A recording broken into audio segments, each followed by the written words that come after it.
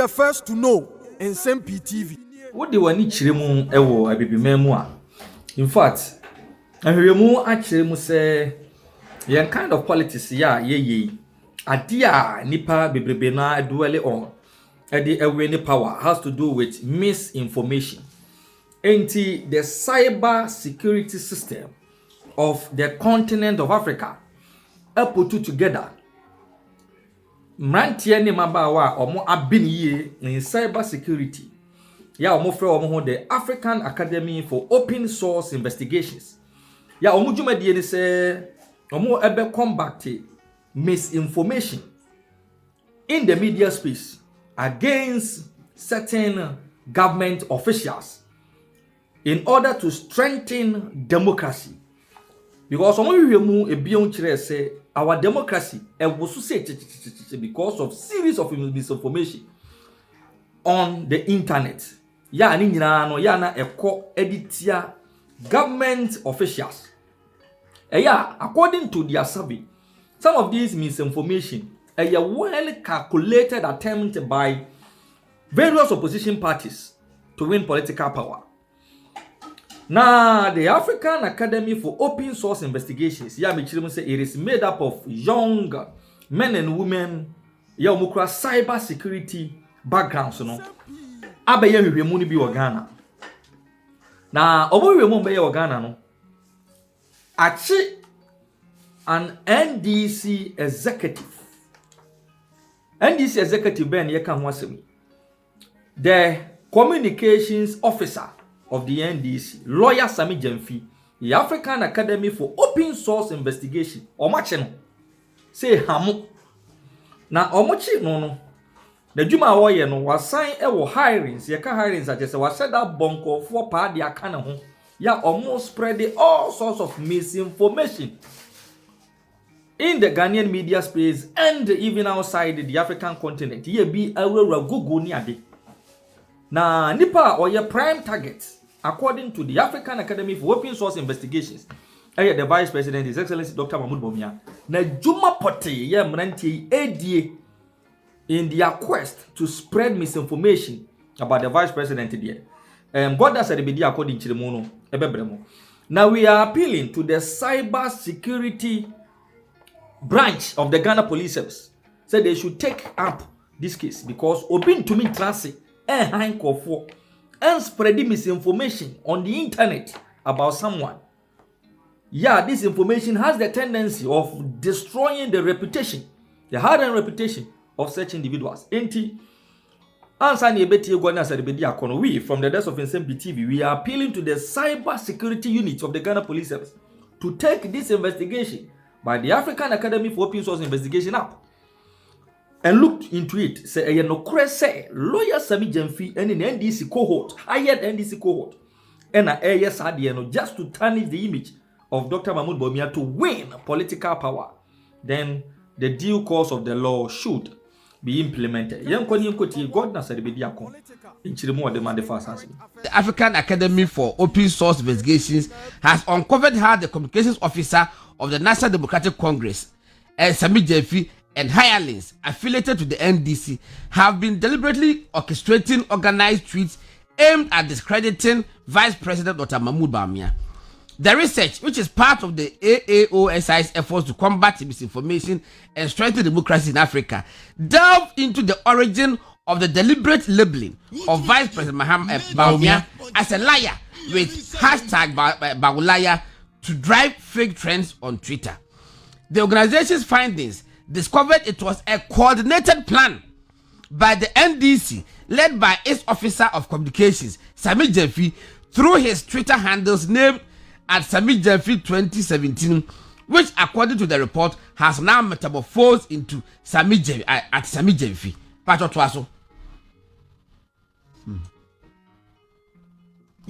Now, Joy Genie was saying, who are the top players of hashtag Bawulaya?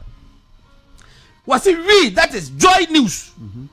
We identified Twitter user Sammy Gyamfi 27 as the second most influential account in respect of the hashtag Bawulaya trend. Then Sammy Gyamfi 2017 per our checks used to be the username of the Twitter account of the National Democratic Congress, Sammy Gyamfi. Currently, the account's username is at Sammy Gyamfi _. This is supported by the archived tweets on Wayback Machine from when the account's username used to be Sammy Gyamfi 2017. I have a mention kakra. Joy for so bushad, you know. Any part will promote to Bawumia no. Na a account be a friend Sammy Gyamfi and at Sammy Gyamfi 2017. Yeah, yes, Sammy Gyamfi NDC Communications Officer Nedia.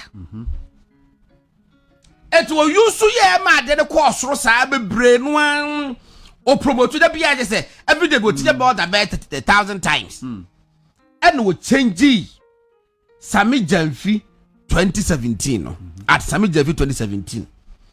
And what the be at Sammy Gyamfi _. It's why you careful like there's a difference between Sammy Gyamfi 2017 and Sammy Gyamfi _. Benjamin Chadie, I did be have a Wayback Machine. Yeah, Wayback Machine no. A bet to me at Tracy what they now Kwame who said that Ben was a son. Wayback Machine Tracy here now. Echo who say Sammy at Sammy Gyamfi _. Yeah, and yes Sammy Gyamfi NDC in the Diano. One what they use Sammy Gyamfi 2017. Pato yanko. Pato twaso. Aha. Now what's it? At Sammy Gyamfi _ has tweeted at Bawumia 11 times. The top 3 Bawumia tweets were by Sammy Gyamfi _.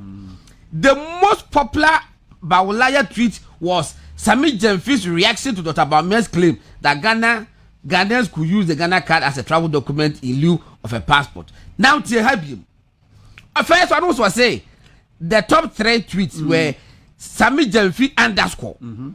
Tio, Sammy Gyamfi _. Let's get the second paragraph. Was it the second most popular Bawumia tweet was another reaction by at Sammy Gyamfi. And Sammy Gyamfi that created different accounts. It's Sammy Gyamfi _ and Sammy Gyamfi 2017 in Sammy Gyamfi no and what they say Juman. The third most popular at Bawumia tweet was also by at Sammy Gyamfi. Now we have at Sammy Gyamfi _ Sammy Gyamfi 2017. Let me say Sammy Gyamfi chrono. No account NDC Sammy Gyamfi no. And this is an expose by Joy News. And that one. Now they go about. Oh, Bawumia is a liar. Who say Bawumia is a liar? MPP guy say obesi because you guys say one district one family. Yes, MPP abanka so besi sky train no ntimi anyinti Bawumia is. What you say bia what you boda for?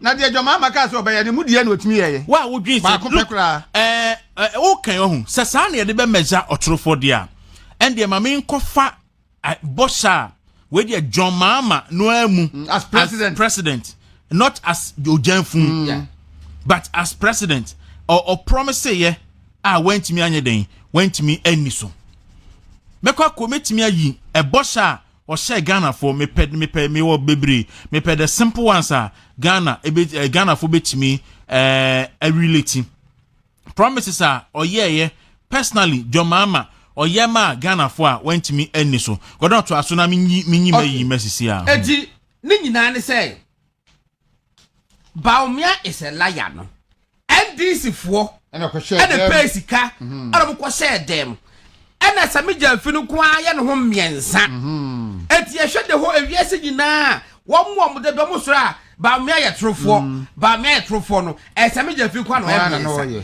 akola keto a wasi so and na pen nkofo omo yusu word bin hirelings open nkofo and what to data ama wo mo mkuta phones da bia Sammy Gyamfi de o ya de o nyo na ball pass wo mo baye town hall meeting wo Prempeh Assembly Hall nti wo penipa amkwa kogu Samre regional minister Samuel Sapon ni mo ase that na was kojobo nsu obe ha ye me ne me nkrofo mi nsa bi Sammy Gyamfi de adwuma no obe ha wo say Odiboni say ya. Was say, have you forgotten that Northern Region chiefs came to Jubilee House and told Muhammad that he's disgracing Northerners? No, I haven't forgotten.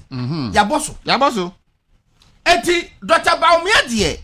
Who wan create adebia anto no so a. Ebi nya man ho. Who so sa brobe. Wa na be create bie. Wa na be create. Ana nyame cha no create so a wani be guase.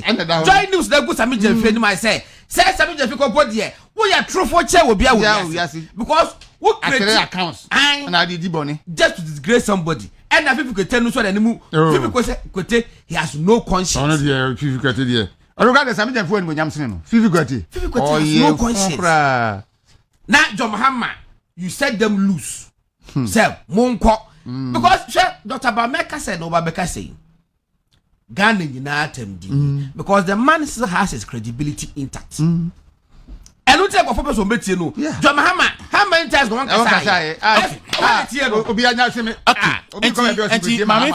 Me 5 major promises that John Brown and Maria went to me. Or say one-time premium, NDC for one-time premium of the National Health Insurance Scheme. And yeah, this is one the promise. In fact, it was a manifesto, and where it was in response to President Kufuor, a promise is said, ordinary health insurance aba. Yeah, but your ebaso. No man, why not? Why not? John Mahama a trufo. Man, make attempt to John Mahama. Look, that day I was there. I would knew Abrim. Okay, and John Mahama make it promise. Say. Obesi 10 new teacher training colleges. It was 2012 elections. Say me go training college. Obesi 10 new nursing training colleges. Me say Abrim constituency Enokai. I was there personally. And Ajomama make it promise and say Obesi 10 teacher training colleges, 10 nursing training colleges in all the old 10 regions. Pacho Bakumpo Wensi. Bakumpo Wensi. Enti when na belebo John Mahama so etrofo John Mahama share boss say obesi 200 senior high schools me pacho o wie en okono na World Bank for eman sika 23 or 24 World Bank for kan na watimi asi ono akasa mu kwase basahye ade de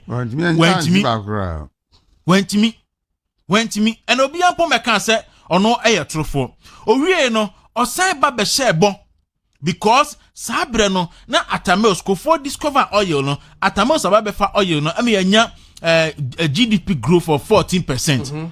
Jama be catch say I obe grow economy no by 8% every year annually. 8%. We no bacho office no economy na grow 3.6%. Yes.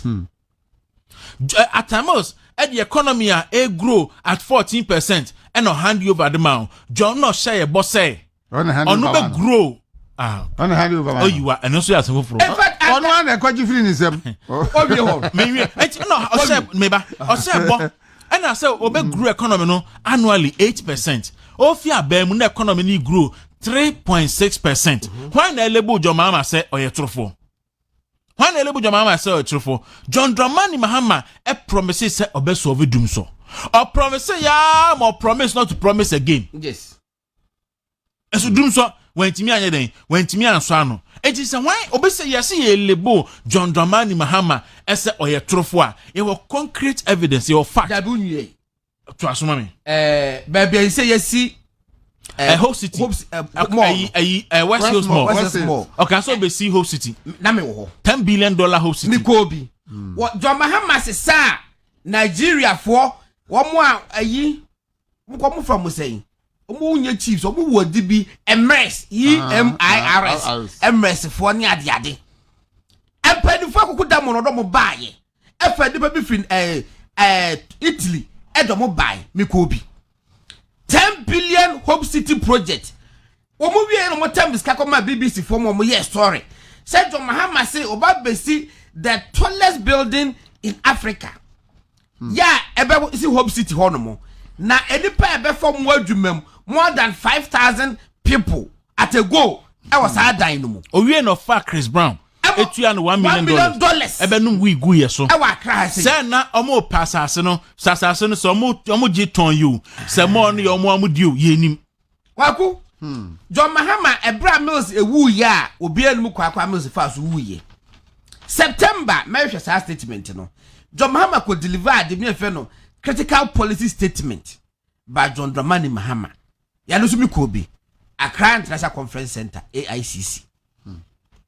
kwaku ensamwa Jomahama kan ye no ese Jomahama ni wiase ese no wonye Ghana ni ese afa no free planet so Baba to Ghana say trust as brother dada I was yes maba me ba ni ye Jesse ese what kan ye was say budget deficit ebi mabiem budget deficit in an election year mupa mo kwa check 2016 budget deficit nyai in fact Jomahama year campaign the highest budget deficit was 2012 yenya 12.6%. Because Jomahama began a sika was so muslim go on and central for your fan central for miensa ewo eastern region e the presidential press corps no e kosa campaign na meka ho Jomahama campaign in 2012 by eastern region no and central for miensa e fire car and the press corps fi Accra by no na meka ho na menua bo amada akon I was for region no so ka ho and enua pani ba ko e fe ne gauga no report ma really good yen ne gaga na fu kakra ka bisa senior good morning oh remia yen ne ko rounds nyina na ne ma ye hu ye no enya asem ketwa Jomahama ka che western region for say oba mo 10%. Oba your process of more 10%. Omo 1%. 1% said 0.01 crown for Omo. Adeba kwa yen fasika nye. Jomahama say no as president he was going to have regular meetings with political leaders. Yes. Not a single day. One ko. Ya fasika nye. Debi. Okan was September statement. Yeah. Wanye. Who is more liar than Jomahama? Jomahama. Oye koshini. Jomahama ya kofi awadi na mawi. What if I be Jomahama? Now you want to compare Jomahama? Me say strategy for eche no. Tio, strategy for eche no. And this is for amo ya kope mu asemo. Waja dem die. Because ono ankasa aye code of conduct e dem public officers. So we a public officer and sasa woji achede more than $50. Now waji achede more than $100,000 a fault expedition. Owie no akogina dodu pepeson kwanta no wadi adanse Ghana contractor for mu nim adwuma mo ma hadwuma kanazue eye wo hasi miwa kanazue eye kwan ni nyina na etutuko sa kwan na kanazue ye ya Jomahama ji ho bribe no akufo adubai ni wakwa ye kwan no me kwan na ye.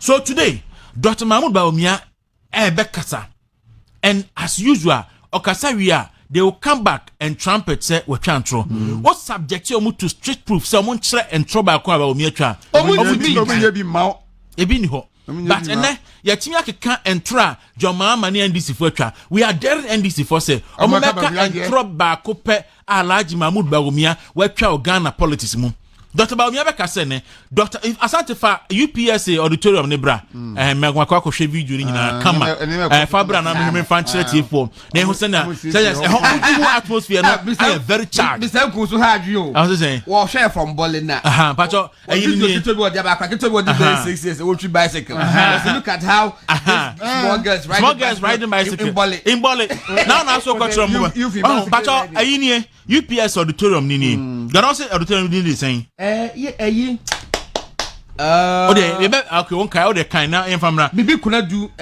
na chairman Godon chairman original Mugabe was say also here was good morning from chairman Mugabe to Ghana Dauru Godon and Asibre ne ho se obanyana kwa Ghana fo nyina Dauru yes ose wusu anopai ose wusu from kokoro ose already ose Dauru adwuma no timu yiye dia ose onya nanka oye minister anase oye CEO no dey to pay rules ose wusu obedi ode tie ma me keka bi nkyere no wa bedi minister na kura kon kan enti pacho UPSA okade akrokre UPSA auditorium na Dr. Bawumia be deliver no edi on say atmosphere ne tie no why charge already even though why very quiet enti ene Ghana for ebehu the difference between policy and the rhetoric me say makatro say ba no baby you send the message and me send the message o send na mfa ye wo ha enti obehu amafo behu the difference between your cap policy go on